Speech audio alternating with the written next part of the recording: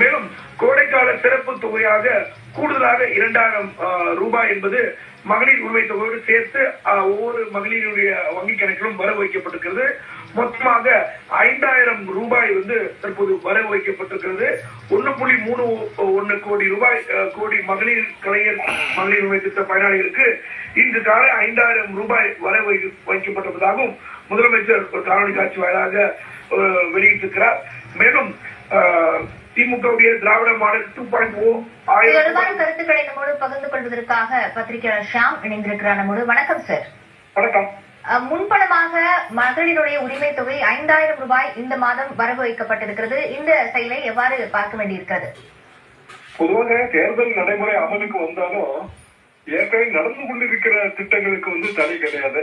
உதாரணமாக பீகார் மாநிலத்துல 10,000 ரூபாய் ஏற்கனவே அறிவிக்கப்பட்டது. தேர்தல் நடைமுறை அமலுக்கு வந்த பிறகும் அது தொடரத்தான் செய்தது.